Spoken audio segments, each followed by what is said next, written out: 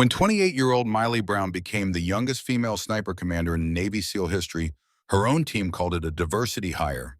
But when a rescue mission in Afghanistan turned into a death trap, they discovered why she earned the call sign Hawk. Armed with her father's compass and facing impossible odds, Miley would have to make the shot of a lifetime to save her team and honor the military legacy that flows in her blood. Sometimes proving yourself means more than hitting the target. It means becoming the legend they never saw coming. Hit that like button if you believe in proving the doubters wrong, and subscribe for more incredible military stories of courage, skill, and determination that will leave you on the edge of your seat. They doubted her shot, but the female commander proves herself with impossible in a 200-yard kill. The crosswind hit at 12 miles per hour from the southwest, carrying the scent of Carolina pine and the weight of 20 years of doubt. Commander Miley Brown adjusted her breathing, felt the pulse in her neck slow to match the rhythm she had learned from her father's letters. 2,847 yards stretched between her Barrett M107 and the target that would either cement her legend or destroy her career. "Impossible shot," muttered Sergeant Tommy Walsh from behind the spotting scope.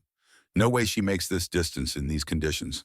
Major Rick Stone stood with his arms crossed, weathered face carved from granite and skepticism. 20 years of Delta Force operations had taught him that the military was no place for social experiments. The Pentagon's diversity initiatives were just politics wearing combat boots, and he was tired of watching good soldiers die for bureaucratic ideals. But Miley Brown had earned her place here through more than politics. 4 tours in Afghanistan, 12 confirmed kills over 1,000 yards, a Silver Star for valor, and a Purple Heart for the shrapnel that still ached in her left shoulder when storms rolled in. At 28, she carried herself with the quiet confidence of someone who had stared death in the eye and politely asked it to wait.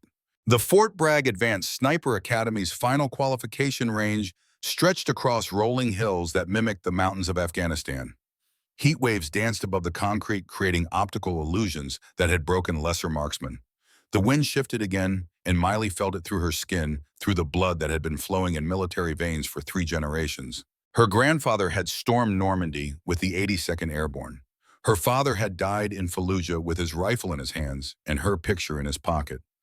Colonel James Brown's final letter still lived in her breast pocket, worn thin from reading and refolding. "Prove them wrong, princess. Show them what Browns are made of." "Range is hot," came the voice through her earpiece. "Wind speed 12 miles per hour southwest. Atmospheric pressure 29.85. Target elevation plus 400 feet. Miley's finger found the trigger guard. The Barrett weighed 32 pounds, but in her hands it felt light as her father's promise. She had fired this weapon in the Hindu Kush Mountains while Taliban rounds sparked off the rocks around her position. She had placed killing shots through sandstorms that reduced visibility to arm's length. But this shot carried different weight. This shot would make her the first female commander of Alpha Team. The mathematics flowed through her mind like music. Gravity drop at this distance, 18 feet 2 inches. Wind drift compensation 4 feet 3 inches left. Spin drift 8 inches right. Barometric pressure adjustment 2 clicks up. The Barrett's scope had been zeroed at 100 yards, but the bullet would travel for nearly 4 seconds before impact, enough time for doubt to creep in, for hands to shake, for legends to crumble. "She's taking too long," Walsh said loud enough to be heard. "Overthinking it." Stone said nothing, but his eyes held the weight of every female soldier he had watched struggle in roles designed for men. The memory of Lieutenant Sarah Mitchell haunted his dreams. Bright, capable, dead at 25 because she had tried to be something she was not built for. The Taliban did not care about equal opportunity employment. Miley exhaled slowly, felt her heartbeat drop to 42 beats per minute. The world narrowed to the physics of metal and mathematics, to the precise moment when trigger pressure overcame spring tension. Her father's compass hung from her neck, the same compass that had guided him through Ramadi and Fallujah, that had been returned to her with his effects in a flag folded with military precision. The trigger broke clean. 4 seconds of flight time felt like eternity. The bullet traced its arc through Carolina air, carrying with it every doubt, every whispered comment about diversity, hires, every question about whether women belonged in combat roles. 23 ounces of lead in copper jacket flying toward a target the size of a dinner plate. Impact. The steel target rang like a church bell across the range. Dead center. Perfect shot. Silence stretched across the observation deck before exploding into grudging applause. Walsh lowered his spotting scope with something approaching respect. Even Stone's granite expression showed the hairline crack of surprise. Time 4.2 seconds, announced the range controller. Impact center mass, distance 2,847 yards. New Academy record. But records meant nothing if they were not respected. Miley rose from her prone position, feeling the eyes of 40 instructors and candidates measuring her against impossible standards. The Barrett felt heavier now, weighted with expectation and the promise that this shot would be the first of many. "Hell of a shot," said Walsh, and she heard the reluctant admission in his voice. Major Stone approached as she cleared her weapon, his boots crunching on spent brass casings that littered the range like golden prayers. His eyes held something she could not read. Approval mixed with fear or respect, tempered by experience. "That was shooting Brown," he said, "but shooting is just the beginning." "Yes, sir. Command is different. Command means other people's lives hanging on your decisions. Means making calls that get your friends killed if you guess wrong. You ready for that weight?" Miley met his stare without flinching. "I've been carrying that weight since I was 14, sir." Stone nodded slowly, recognizing something in her voice that spoke of loss too young and responsibilities too heavy. "Pentagon Brass wants to see you at 1400 hours. Clean uniform, full decorations." The walk back to the barracks felt longer than the shot itself. Whispers followed her like contrails, speculation mixing with resentment and grudging respect. Some of the candidates had been trying for Alpha Team selection for years. Others had come from Delta Force and Green Beret units with recommendation letters signed by generals. But none of them had just broken a 20-year-old Academy record. The barracks at Fort Bragg were Spartan and functional, designed to strip away civilian comfort and forge something harder. Miley's bunk held only essentials: her father's Purple Heart in its presentation, case a photo of them together at her high school graduation, and the worn leather journal where she copied his training notes and tactical observations. She pulled her dress uniform from the locker, feeling the weight of ribbons and medals that told the story of 8 years in special operations. The Silver Star caught afternoon light streaming through barred windows.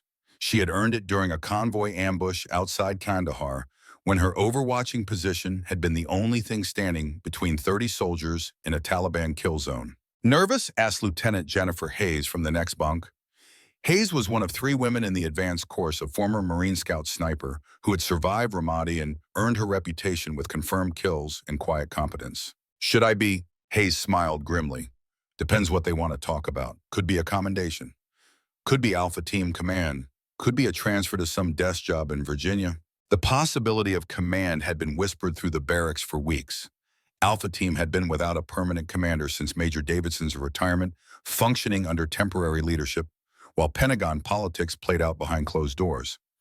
8 elite snipers from different special operations backgrounds, unified only by their ability to place killing shots at distances that defied physics. "You know what they'll say if you get it," Hayes continued. "I know what they already say. Diversity hire, token appointment, politics over merit." Miley had heard it all before, whispered in mess halls and training areas where men thought women could not hear or would not respond. She had stopped caring about changing minds and focused instead on changing reality, one impossible shot at a time. The Pentagon briefing room at Fort Bragg was designed to intimidate. American flags flanked the podium and portraits of Medal of Honor recipients watched from polished frames. Miley entered at exactly 1400 hours, her dress uniform pressed to regulation perfection. General Patricia Morrison sat behind a mahogany table that had witnessed countless military careers launching or ending with a single conversation. 2 stars gleamed on her shoulders, and her presence commanded attention without effort. Beside her sat Colonel Frank Torres, Director of Special Operations Training, and Major Stone, still looking skeptical about whatever was about to unfold. "Sit down, Commander Brown," General Morrison said, and Miley felt her heart skip at the title. The promotion had been rumored, but never confirmed. Commander Brown. It had a nice sound weighted with responsibility and possibility. She maintained military bearing while her mind raced through implications and complications. "Your record speaks for itself," Morrison continued. 4 combat tours, exceptional marksmanship scores, leadership experience in high-stress environments. Major Stone has reservations about your readiness for Alpha Team command. Stone leaned forward slightly. "General, with respect, Alpha Team represents 8 years of specialized training and over $40 million in equipment and instruction. These men have worked together for 2 years, dropping in a new commander, regardless of qualifications. Because of my gender, Miley said quietly. Because of unit cohesion, Stone replied. Because leadership in special operations requires absolute trust. Because your team needs to know you can make the hard decisions when lives hang in the balance. General Morrison raised a hand for silence. Both concerns are noted. Commander Brown, I'm offering you Alpha Team effective immediately. 8 snipers current deployment rotation full command authority. You'll be responsible for training, equipment, personnel decisions, and mission leadership. The room fell silent except for the whisper of air conditioning and the distant sound of training exercises echoing across the base. Miley felt the weight of 3 generations of military service pressing down on her shoulders. Her grandfather's service record, her father's sacrifice, her own promise to prove that Browns were made of something stronger than doubt. I accept, General. Outstanding. Major Stone will brief you on current personnel and training schedules. Your first team meeting is scheduled for 0800 tomorrow morning. Any questions? No, ma'am. As they filed out of the briefing room, Stone caught her arm. His grip was firm but not hostile, more like a father warning a daughter about dangerous roads ahead. Brown, I want to be wrong about this. I hope you prove me wrong. But I've seen good soldiers die because someone put politics ahead of capability. Don't let that happen to Alpha Team. It won't, sir. See that it doesn't. The Alpha Team barracks occupied a separate building designed for special operations personnel. Higher security, better equipment, and the kind of privacy that elite units required for planning operations that did not officially exist.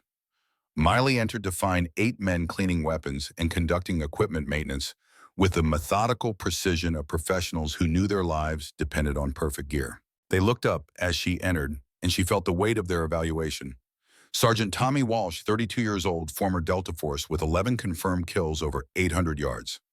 Corporal Mike Jensen, heavy weapons specialist, who had earned his reputation during the siege of Marjah. Staff Sergeant David Reynolds, communications expert, who spoke 4 languages and had operated behind enemy lines in Syria. These were not ordinary soldiers. These were the end product of American military evolution, trained to standards that broke average men and equipped with weapons that could change the course of battles. They had volunteered for missions that carried casualty rates higher than World War II bomber crews, and they had survived through skill, luck, and absolute trust in their teammates. Now they were looking at their new commander with expressions ranging from curiosity to barely concealed resentment. Gentlemen, Miley said, her voice carrying the authority she had earned through 8 years of combat operations. I'm Commander Brown, your new team leader. I know some of you have concerns about this appointment. Walsh set down his cleaning rod and met her eyes directly. With respect, ma'am, we've been functioning as a unit for 2 years. We know each other's capabilities, each other's limitations. We've developed tactical procedures based on trust and experience. And you think I'm going to disrupt that? I think change is dangerous in the special operations, ma'am. I think the Pentagon sometimes makes decisions for reasons that have nothing to do with military effectiveness. The challenge hung in the air like cordite smoke. Miley could feel the other team members watching, measuring her response against whatever standards they held for leadership under pressure.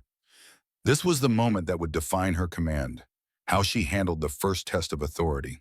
Sergeant Walsh, what's the farthest shot you've ever made in combat? 1,400 yards, ma'am. Taliban machine gun nest outside Musa Kala. Conditions: crosswind 15 miles per hour. Target partially concealed. Moving. Good shot, Miley said. My longest was 1,800 yards. Hindu Kush Mountains wind speed unknown because our anemometer had been destroyed by mortar fire. Target was a Taliban sniper who had already killed 3 Marines and wounded 2 more. I made the shot using Kentucky windage and my father's compass for magnetic declination.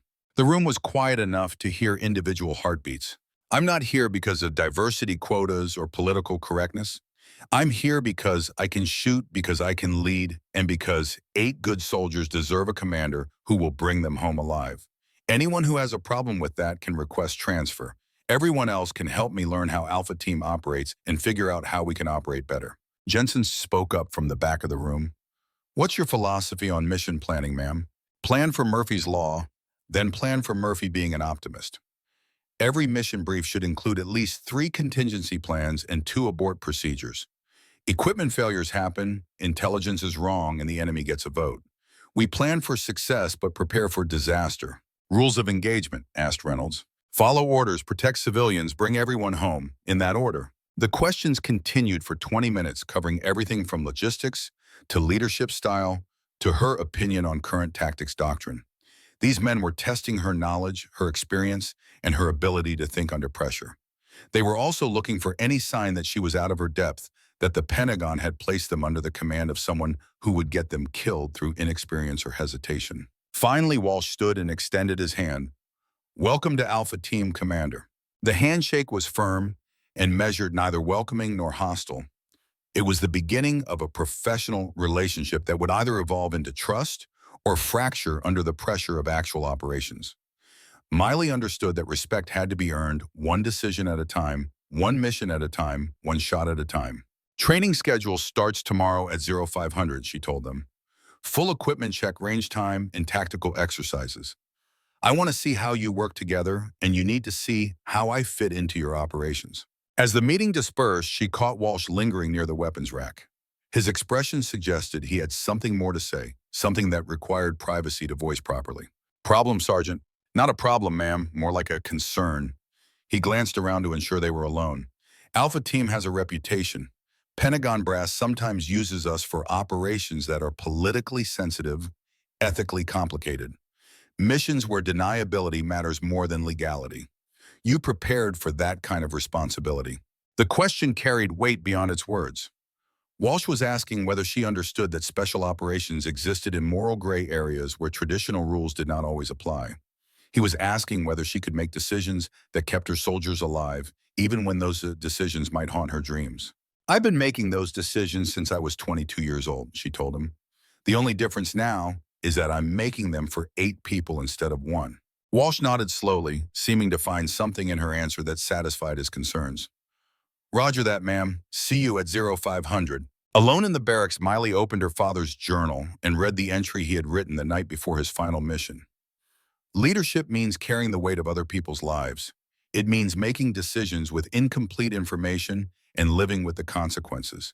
It means being the one person your soldiers can count on when everything else goes wrong." She pulled out her phone and composed a text to her mother. "Got the promotion, Alpha Team Command. Dad would be proud." The response came within minutes. "He already was proud, honey. Now go show them what Browns are made of." Outside, the sounds of Fort Bragg continued their eternal rhythm. Training exercises, weapon fire from the ranges, the mechanical noise of military life preparing for war. Tomorrow would bring her first full day as Alpha Team Commander, with all the challenges and expectations that came with leading elite soldiers.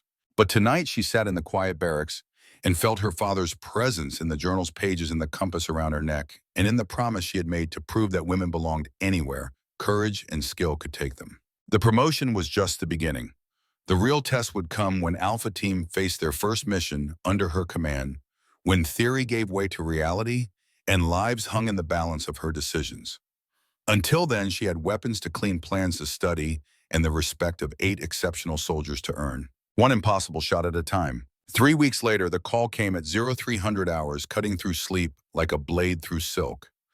Miley's phone buzzed against the metal nightstand with the particular urgency reserved for emergency deployments. Her body responded before her mind fully engaged muscle memory from 8 years of midnight alerts, pulling her upright and reaching for the encrypted device. "Alpha 6, this is Control. Emergency tasking classification level, Tango Sierra. Report to briefing room Charlie in 30 minutes full kit." The Alpha Team barracks erupted into controlled chaos. 8 elite soldiers moving with practiced efficiency, grabbing pre-packed gear and checking weapons that were always maintained at ready status. No words were wasted. Emergency deployments meant lives hanging in the balance somewhere in the world, and Alpha Team had trained for this moment until their responses became automatic. Miley pulled on her combat uniform, feeling the familiar weight of body armor and equipment. Her father's compass found its usual place against her chest beneath Kevlar that had stopped 3 bullets during her previous tours. The Barrett M107 went into its hard case alongside 2,000 rounds of match-grade ammunition, each bullet capable of precise death at distances measured in miles. Briefing room. Charlie was windowless and sterile, designed for classified operations that required absolute security. Maps of Afghanistan covered one wall marked with elevation data and satellite imagery that revealed terrain features down to individual boulders. Colonel Torres waited behind a podium, flanked by communication equipment that linked directly to Pentagon command centers. "Gentlemen, Commander Brown," Torres began as Alpha Team filed in. "Situation report. American diplomat's daughter kidnapped by Taliban cell approximately 48 hours ago. Victoria Ashford, 22 years old, daughter of Ambassador Robert Ashford, taken from a humanitarian convoy outside Kandahar." The wall screen displayed photographs of a young woman with blonde hair and intelligent eyes, the kind of face that would haunt news cycles if rescue operations failed. Below her image appeared satellite photographs of a mountain compound 30 miles from the Pakistani border, accessible only through terrain that had broken armies for centuries. Intel suggests 12 to 15 hostiles, light weapons, prepared defensive positions. Compound is built into mountainside limited approaches, natural kill zones commanding all access routes. Local Afghan forces consider it unreachable. Walsh leaned forward in his chair. Extraction options. Negative on helicopter support until hostage location is confirmed. Taliban have been tracking coalition air assets with surface-to-air missiles acquired from unknown sources. Fast rope insertion puts aircraft at extreme risk. Jensen studied the topographical maps with the focused intensity of a man who had planned dozens of similar operations. Overwatch positions? Limited. Terrain offers few elevated positions within effective range. Compound elevation is 8,000 feet, surrounded by peaks reaching 11,000. Weather conditions are deteriorating with storm systems moving in from the north. Miley analyzed the intelligence data with growing unease. Something felt wrong about the tactical picture, though she could not yet identify the specific inconsistency. 8 years of combat experience had developed an instinct for operations that looked too clean, too obvious, too much like textbook scenarios that reality seldom provided. "Time frame," she asked. "Wheels up in 6 hours, infiltration at 2100 local time. You have tactical command that all support elements report to Alpha Team for duration of operation." The briefing continued for 90 minutes, covering everything from communication protocols to rules of engagement to emergency extraction procedures. Alpha Team absorbed the information with professional calm, asking technical questions about weapon systems and terrain features, while mentally rehearsing scenarios that could keep them alive in hostile territory. But Miley's unease grew stronger as the details accumulated. The intelligence was too complete, too confident about enemy strength and positions. Real operations were built on incomplete information and educated guesses. This briefing felt scripted, as if someone had already written the ending. "Source reliability on the intelligence data?" she asked. Torres hesitated for a fraction of a second, and in that pause, Miley heard confirmation of her suspicions. "Multiple sources, satellite imagery, communications intercepts. Assessment is high confidence. Human intelligence assets, classified need-to-know basis," which meant either no human sources or sources that could not be verified. Either way, Alpha Team would be operating blind, dependent on intelligence that might be hours old or completely fabricated. In special operations, bad intelligence killed more soldiers than enemy bullets. The flight to Kandahar took 8 hours aboard a C-130 transport that had seen too many missions and carried too many secrets. Alpha Team used the time for equipment checks and final tactical planning, reviewing satellite photographs and memorizing terrain features that could mean the difference between mission success and catastrophic failure. Miley found herself studying the faces of her men, measuring their readiness and confidence. 3 weeks of training together had built professional rapport, but combat would test bonds in ways that no exercise could simulate. Walsh remained skeptical of her leadership, though he had stopped questioning her orders publicly. Jensen seemed more accepting, perhaps influenced by her demonstrated marksmanship skills. The rest of the team maintained professional neutrality, waiting for actual operations to reveal her capabilities. "Commander," said Staff Sergeant Reynolds as the aircraft began its descent toward Kandahar. "Personal question, if you don't mind." "Go ahead." "Your father was Colonel James Brown, killed in Fallujah 8 years ago." "That's right. I served under him briefly before his transfer to Iraq. He was a good officer, cared about his soldiers." Reynolds had never mentioned the connection before, and Miley wondered what had prompted him to reveal it now. Perhaps he was offering reassurance, or perhaps he was measuring her against memories of her father's leadership. Either way, the statement carried weight beyond its simple words. "He taught me that soldiers deserve commanders who will bring them home," she replied. "Yes, ma'am, that's what I remember about him, too." Kandahar Airfield remained a testament to America's longest war, a sprawling complex of runways and fortifications built to project power across terrain that had humbled superpowers for centuries. Alpha Team transferred to a forward operating base 15 miles from their target, a collection of prefabricated buildings surrounded by concertina wire and defended by soldiers who had seen too much combat in too little time. The final briefing took place in a plywood structure that served as the Tactical Operations Center. Updated satellite imagery showed no changes at the target compound, but weather reports indicated deteriorating conditions that would complicate both infiltration and extraction. Latest intel confirms hostage location in the central building, ground floor northwest corner room, reported the intelligence officer, a young captain who had never seen combat but spoke with the confidence of someone reading from classified files. Guards posted at all access points, patrol patterns established, communication equipment identified. Miley studied the new photographs with increasing skepticism. The enemy positions were too obvious, too predictable. Real Taliban operations were characterized by adaptive tactics and careful concealment. This looked like a training scenario designed to test American capabilities rather than an actual terrorist operation. "Sir, has anyone verified that the hostage is actually at this location?" she asked. Affirmative. Latest imagery shows female figure matching target description in the identified room. Time of image capture, 1400 hours today, 6 hours old, which meant useless for tactical planning. Enemy positions could have changed completely in that time, or the entire operation could have been relocated. Alpha Team would be planning based on assumptions that might have been invalid before their aircraft left American airspace. But orders were orders, and American citizens in enemy hands demanded response regardless of tactical complications.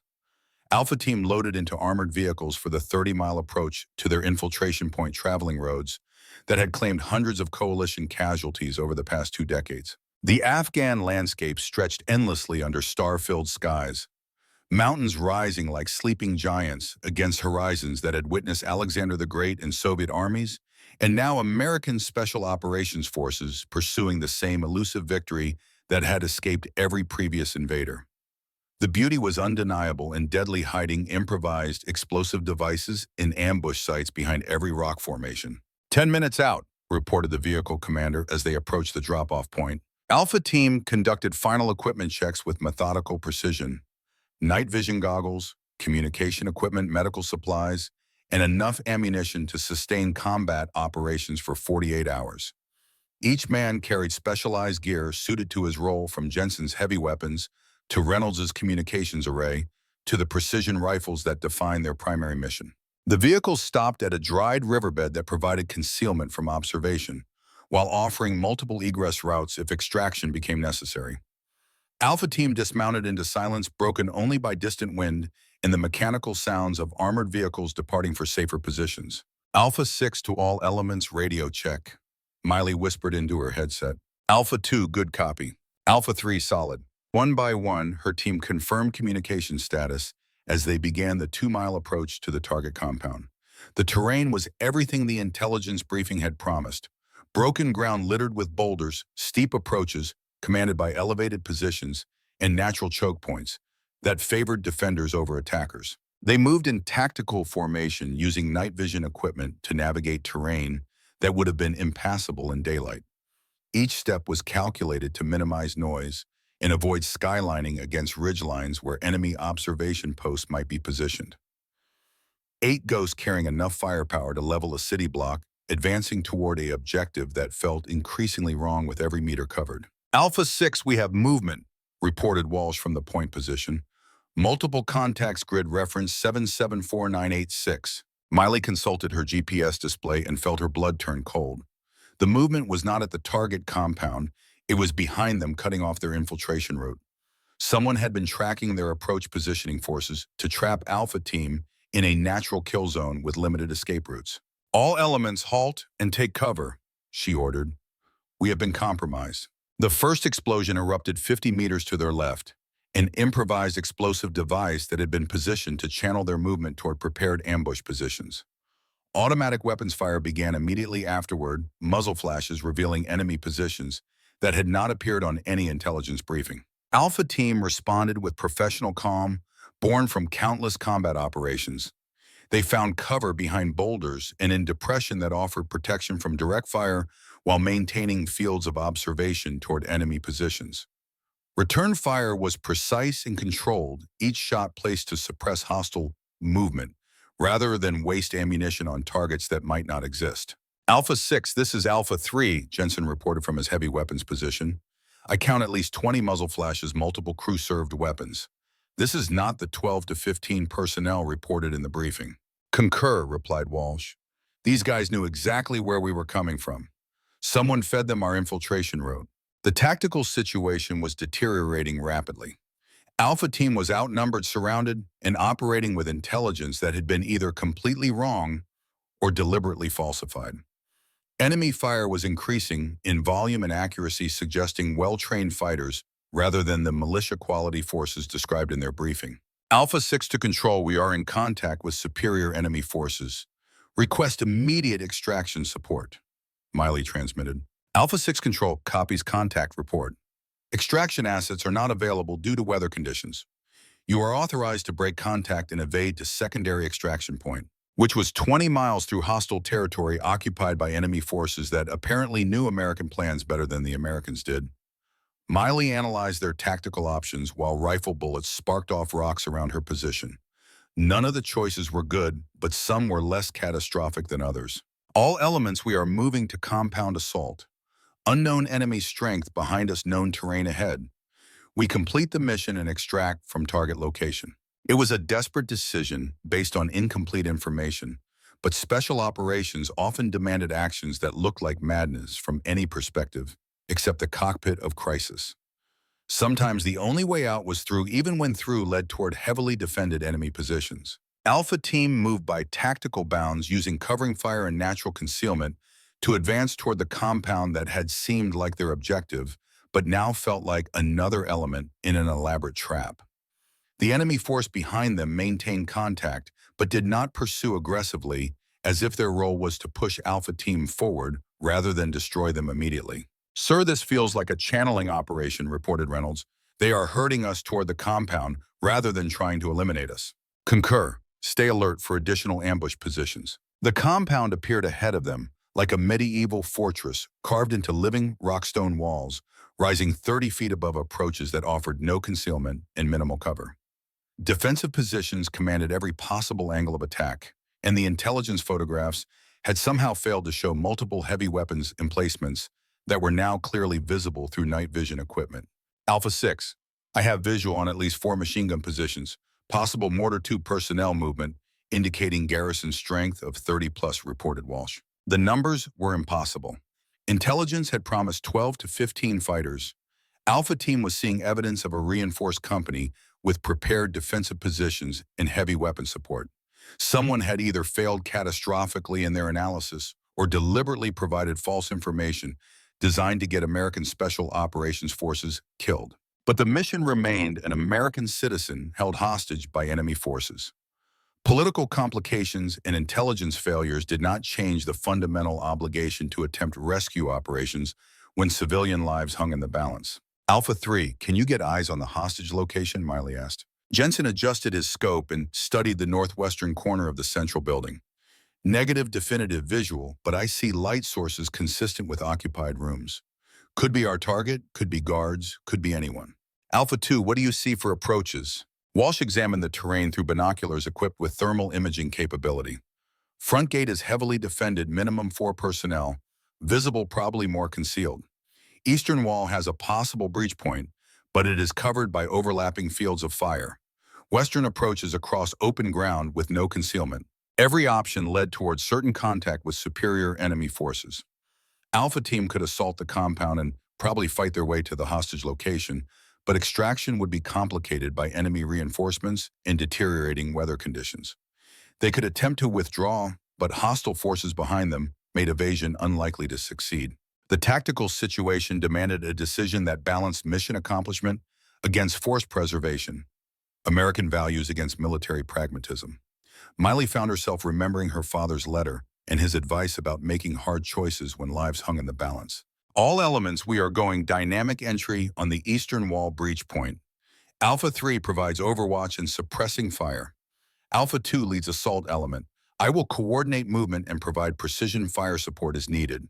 Roger. Alpha 6, time frame. Execute in 5 minutes. Use the time for final equipment checks and target identification. Alpha Team prepared for assault with the methodical precision that separated elite units from conventional forces. Explosive breaching charges were positioned and armed. Assault routes were memorized and contingency plans reviewed. Each man understood his role and the roles of his teammates, creating redundancy that could compensate for casualties or equipment failures. The assault began with Jensen suppressing fire, raking enemy positions along the compound walls. Heavy machine gun rounds sparked off stone fortifications, while Alpha Team moved toward their breach point under cover of darkness and overwhelming firepower.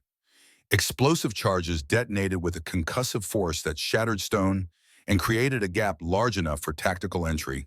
But as Alpha Team flowed through the breach, they discovered that the compound was not what intelligence had promised.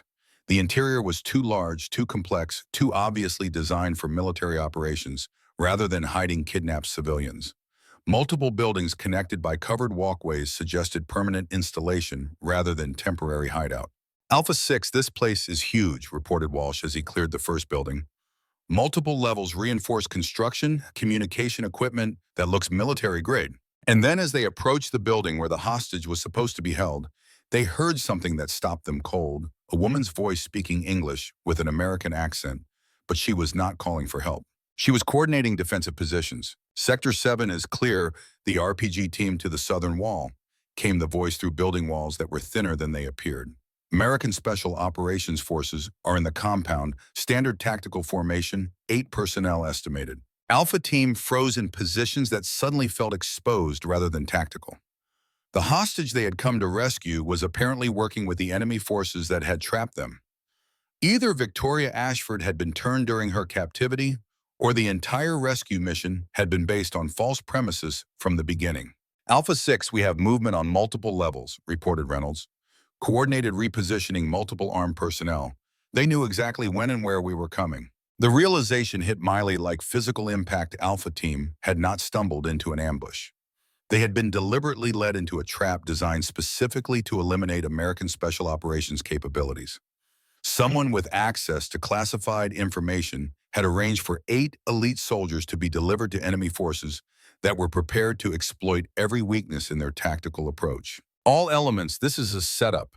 Initiate immediate extraction procedures. We are leaving now. But as Alpha Team attempted to withdraw through their entry point, they discovered that the breach had been sealed by enemy forces positioned specifically to prevent their escape. Heavy weapons fire erupted from positions that had not existed during their initial approach, and the tactical situation collapsed from difficult to impossible in the space of minutes.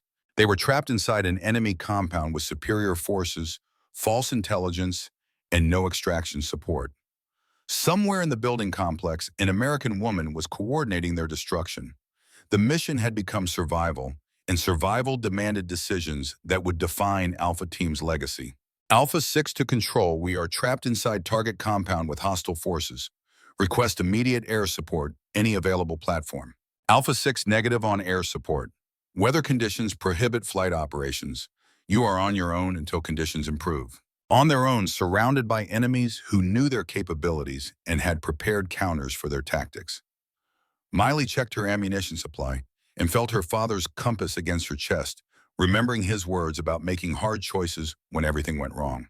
This was what he had been trying to prepare her for, the moment when leadership meant finding a way to keep people alive when every option led toward death. Trapped inside the compound with hostile forces closing in from all directions, Alpha Team found defensive positions in a stone building that provided limited cover, but multiple firing positions. The structure had been built by Soviet engineers decades earlier, designed to withstand bombardment and siege warfare. Tonight, it would either become their fortress or their tomb. Ammunition count, Miley ordered as enemy fire intensified around their positions. Alpha 2, 400 rounds rifle, 6 magazines pistol, reported Walsh. Alpha 3, 200 heavy machine gun, 300 rifle, added Jensen. The numbers were not encouraging. Alpha Team carried enough ammunition for extended operations, but sustained combat against superior forces would exhaust their supply within hours. They needed to break contact and extract, but every exit route was covered by enemy positions that had been carefully planned to prevent exactly that possibility. Alpha 6, I have movement in the northwest building, Reynolds reported. Multiple heat signatures appears to be coordination center for enemy operations. Through his thermal scope, Miley could see the building Reynolds had identified. It was larger than the others and showed patterns of activity consistent with command and control operations. If the American woman was coordinating enemy forces, she would be positioned there with communication equipment and tactical displays. Alpha 2, what do you see for approaches to that building? Walsh studied the terrain between their position and the target structure. Open ground approximately 100 meters, no concealment. But sir, there is something else you need to see. He handed her his binoculars and pointed toward a third structure on the eastern side of the compound. Through the enhanced optics, Miley could see a figure bound to a chair near a window, clearly visible, and apparently positioned to be seen by any rescue force that might approach the compound.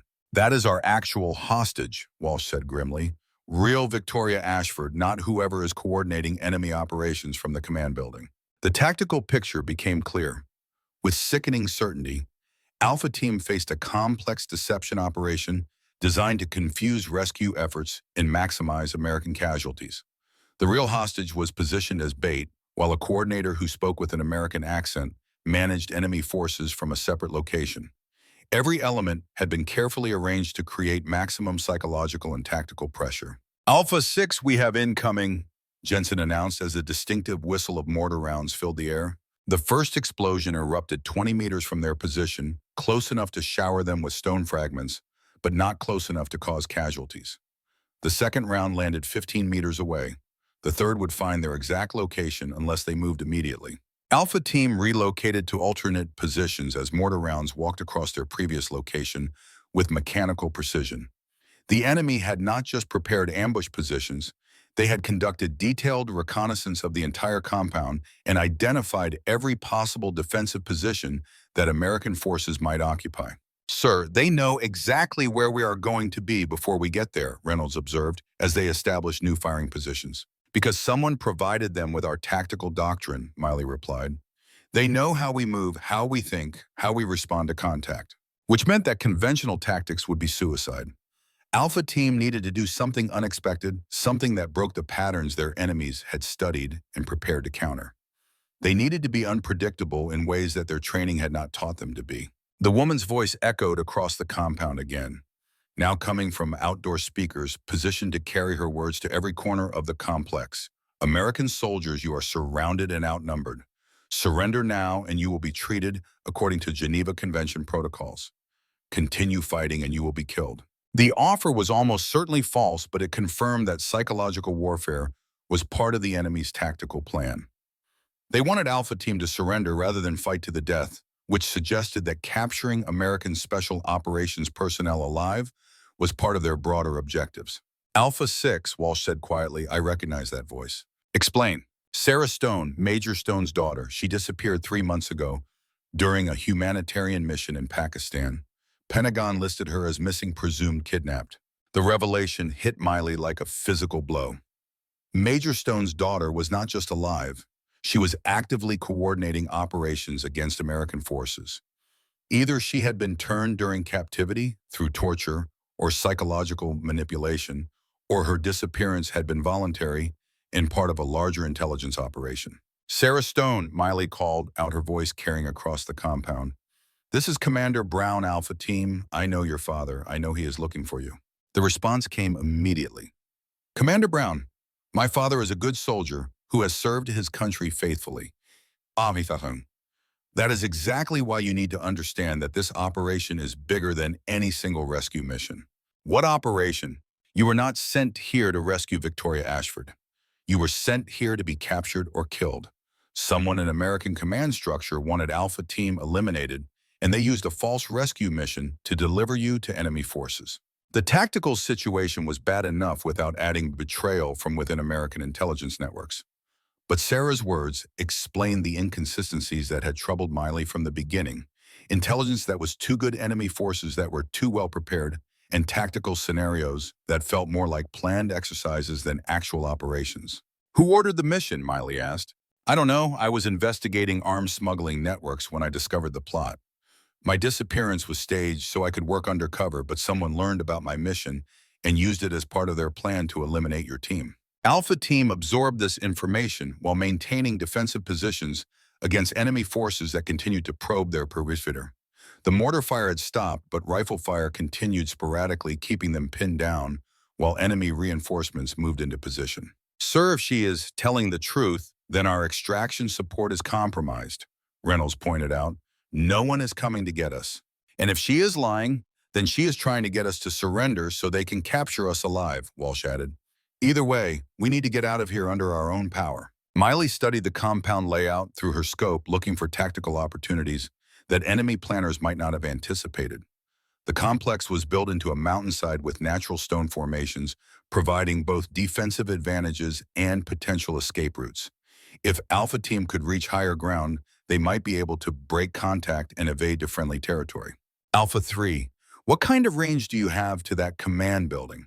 Jensen checked his scope and calculated distances. 400 meters elevated position, target partially concealed. Doable shot, but I would need to expose my position to take it. Negative. We are not shooting at Sarah Stone until we know more about this situation. Then what's the plan, sir? Miley made a decision that would have violated every rule in the Special Operations Manual if those rules had anticipated situations where American personnel were being deliberately sacrificed by their own command structure. We are going to talk to her. Moving across the compound under enemy fire required coordination and timing that pushed Alpha Team's capabilities to their limits. They used smoke grenades to obscure movement and suppressing fire to keep enemy heads down, while Miley and Reynolds approached the command building where Sarah Stone was coordinating operations that seemed designed to capture rather than kill them.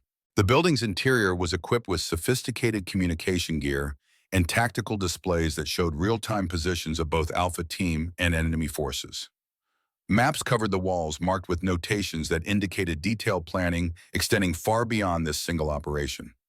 Sarah Stone stood behind a radio console wearing civilian clothes, but carrying herself with military bearing that suggested ongoing professional training. She was 22 years old with her father's intelligent eyes and the kind of focused intensity that special operations demanded. But her expression carried weight beyond her years, the burden of someone who had seen too much truth about organizations she had once trusted without question. Commander Brown, she said as Miley entered with her weapon lowered but ready. I was hoping you would choose conversation over shooting. Talk fast. My team is exposed and we have limited time. 3 months ago, I was investigating arms smuggling through Pakistani networks that were supplying Taliban forces with advanced weapons. I discovered that the smuggling was being coordinated by someone with access to American logistics systems, someone who knew our supply routes and security protocols. CIA operation. No, this was private contractors working with corrupt Pentagon officials to sell American weapons to enemy forces, then use the resulting combat casualties to justify increased defense spending and extended military contracts. The implications were staggering, if true. American soldiers were being killed by American weapons, sold by American contractors in coordination with the American officials, who profited from the resulting cycle of violence and military spending. I faked my disappearance to investigate further, but someone discovered my activities and decided to eliminate my entire investigation by arranging for key witnesses to be killed during rescue operations. Alpha Team was supposed to die tonight along with me and Victoria Ashford, leaving no loose ends. Who gave the orders? I do not know yet. The communications are routed through multiple cutouts and shell companies, but whoever it is has access to classified intelligence and the authority to arrange special operations missions. Reynolds spoke up from his security position near the door. Sir, enemy movement is increasing. They are positioning for assault. Sarah, where's the real Victoria Ashford? Eastern building, second floor, guarded but alive. The Taliban fighters holding her are not part of the smuggling network. They are legitimate captives who were told that American forces would attempt rescue tonight, which meant Alpha Team could accomplish their original mission while exposing the conspiracy that had used them as expendable assets. But first, they needed to survive long enough to extract with evidence and witnesses who could testify about corruption that reached into the highest levels of American defense establishment. What do you need from us? Miley asked. Help me download the communication records and financial data that prove the smuggling network exists. Then we extract together with Victoria Ashford and enough evidence to bring down everyone involved. How do we get out of here? Sarah smiled grimly and pointed to a map marked with routes through mountain passes that led toward Pakistani territory. There is an old Soviet tunnel system that connects this compound to a cave network extending 15 miles into Pakistan. The Taliban fighters do not know about it because it was sealed during the Soviet withdrawal, but I found the entrance and cleared it for emergency use. The plan was desperate and complicated, requiring Alpha Team to assault the building where Victoria Ashford was held while Sarah downloaded evidence and prepared their escape route. Enemy forces would certainly discover their activities and attempt to prevent both rescue and escape, leading to running gun battles through underground passages designed 40 years earlier. But desperate times required desperate measures, and Alpha Team had trained for operations where success demanded actions that looked like madness from any rational perspective. "How long do you need for the download?" Miley asked. 15 minutes, maybe 20. The assault on the eastern building began with Jensen's precision fire, eliminating sentries who had been positioned to prevent exactly this type of rescue attempt. Alpha Team moved with practiced efficiency, using explosive breaching charges to create multiple entry points that confused enemy response and prevented coordinated resistance. Victoria Ashford was exactly where Sarah had said she would be, second floor northwest corner room, guarded by two Taliban fighters who seemed more confused than hostile when Alpha Team appeared through windows and doorways simultaneously.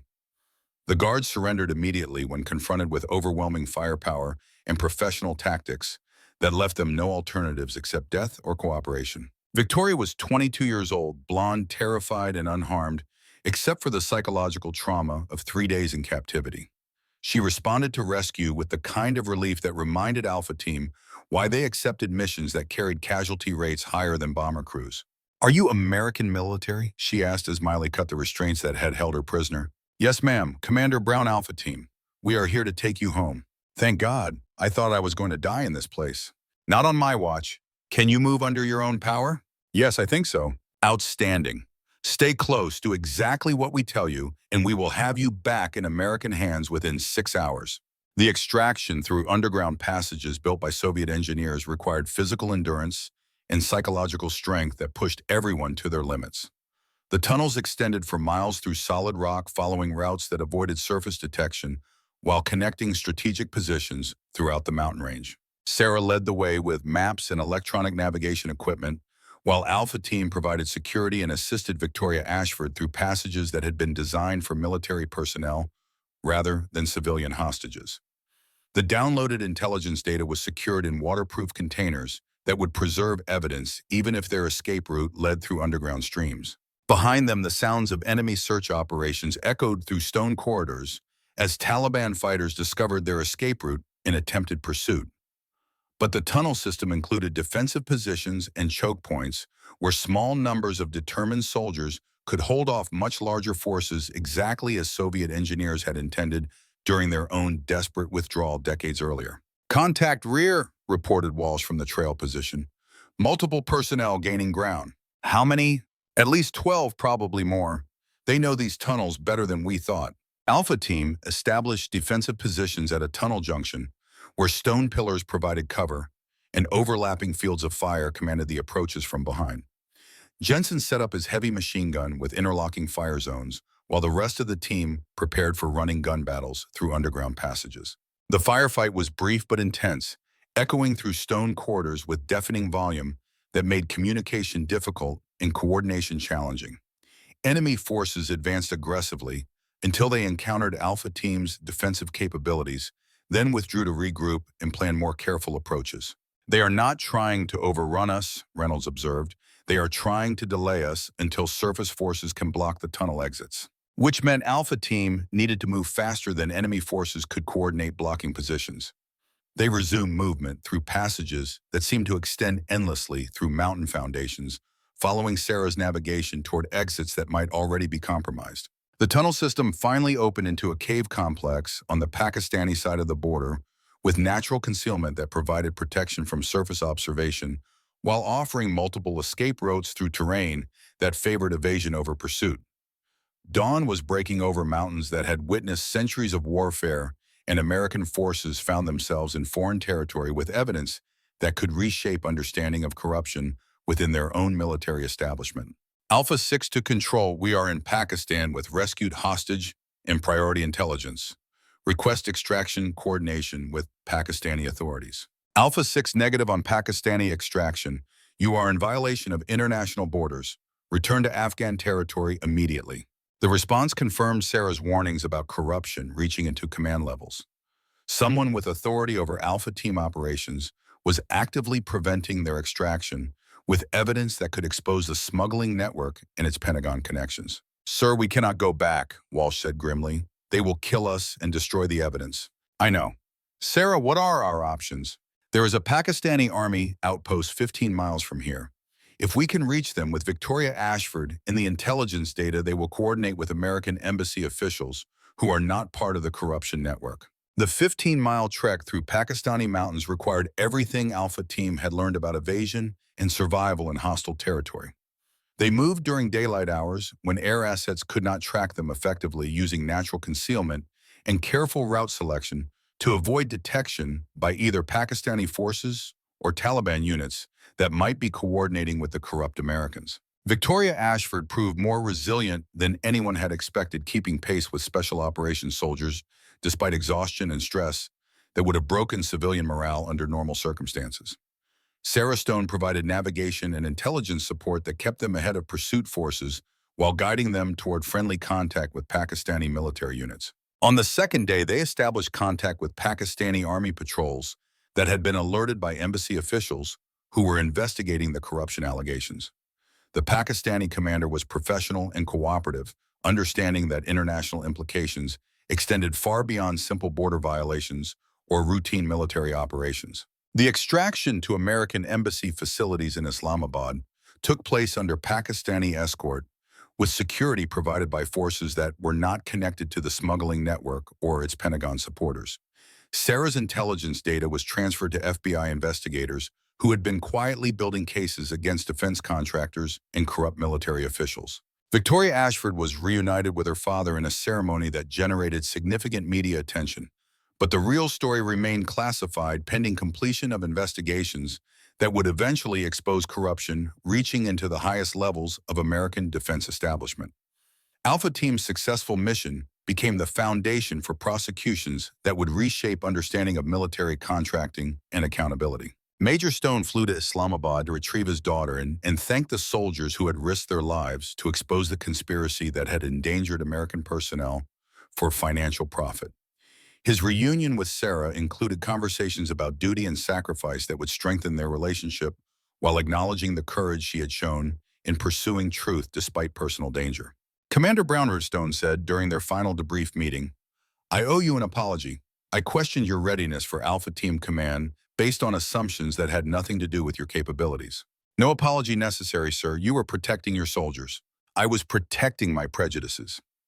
You proved that leadership has nothing to do with gender and everything to do with character. Your team is lucky to serve under your command." The flight back to Fort Bragg gave Alpha Team time to process experiences that had tested their capabilities and redefined their understanding of service and sacrifice. They had accomplished their mission despite intelligence failures, equipment problems, and betrayal from within their own command structure.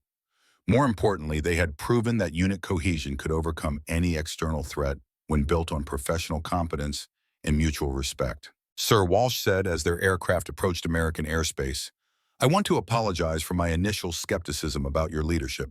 Walsh, you were doing your job. Team leaders need to be tested by their subordinates. Maybe, but I let personal bias influence my professional judgment. That will not happen again." "Good to hear. Any other concerns about Alpha Team operations?" Jensen spoke up from across the cargo bay. "Just one, ma'am. When do we get our next mission?" The laughter that followed carried relief and camaraderie that had been forged through combat and tested by circumstances that would have broken lesser units. Alpha Team had become something more than the sum of its individual capabilities, and their success under extreme pressure had validated every principle of special operations doctrine. At Fort Bragg, Alpha Team was met by General Morrison and a reception committee that included Pentagon officials who had not been involved in the corruption network. The successful mission would result in commendations and promotions, but more importantly, it had established precedents for female leadership in special operations that would influence military policy for generations. Commander Brown, General Morrison said during the formal debrief, "Your mission report will be classified, but your leadership during complex operations has been noted at the highest levels. Alpha Team's performance exceeded all expectations." "Thank you, ma'am. My team deserves all credit for mission success. Your team performed superbly under your command. That reflects leadership capabilities that the Pentagon intends to utilize for future operations. The future would bring new missions and new challenges, but Alpha Team had proven that courage and competence were the only qualifications that mattered for special operations leadership. Gender background and personal history were irrelevant when lives hung in the balance and impossible decisions demanded immediate action. That evening alone in the Alpha Team barracks, Miley opened her father's journal and wrote a new entry beside his final words. Mission accomplished, Dad. They know what Browns are made of. Your daughter is leading soldiers who would follow her anywhere, and together we will honor the principles you died defending. She placed his compass on the nightstand next to his Purple Heart, knowing that tomorrow would bring new challenges and new opportunities to prove that American military excellence had no gender restrictions. Alpha Team was ready for whatever came next, unified by combat experience and confident in leadership that had been tested under conditions that separated legends from footnotes. Outside, the sounds of Fort Bragg continued their eternal rhythm, training exercises preparing soldiers for war, weapon fire from ranges where marksmanship was measured in fractions of inches, and the mechanical noise of military life pursuing missions that required the best from people who had already given everything. But inside the Alpha Team barracks, 8 elite soldiers slept peacefully, knowing that their commander was someone who would bring them home no matter what impossible odds they faced. Leadership had been proven through action, respect had been earned through competence, and the future belonged to soldiers who measured themselves by results rather than assumptions. The legend of Alpha Team was just beginning.